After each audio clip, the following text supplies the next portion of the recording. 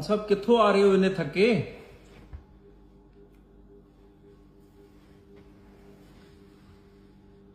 ਕੀ ਹੋ ਗਿਆ? ਕਮਰ ਨੂੰ ਕੀ ਹੋਇਆ? ਖੈਰ ਹੈ? ਉਹ ਵੀਰੇ ਕੰਮ ਬੜਾ ਖਰਾਬ ਹੋਇਆ ਅੱਜ, ਬੜਾ ਖਰਾਬ ਹੋਇਆ। ਇੱਕ ਨਾ ਯਾਰ ਜਗ੍ਹਾ ਦੇ ਨਾਦ ਪੜੀ ਆ, ਮੈਨੂੰ ਪਤਾ ਨਹੀਂ ਸੀ ਉੱਥੇ ਕੀ ਚੱਲ ਰਿਹਾ ਵਾ।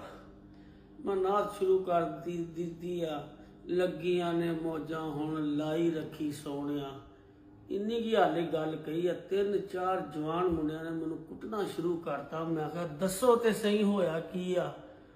ਉਹ ਕਹਿੰਦੇ ਯਾਰ ਸਾਡੀ ਮਾਂ ਮਰੀ ਆ ਤੇ ਤੂੰ ਆ ਕੇ ਲੱਗੀਆਂ ਨੇ ਮੌਜਾਂ ਨੇ ਲਾਈ ਰੱਖੀ। ਉਹ ਬੜਾ ਮਾਰਿਆ ਯਾਰ ਉਹਨਾਂ ਨੇ, ਬੜਾ ਮਾਰ।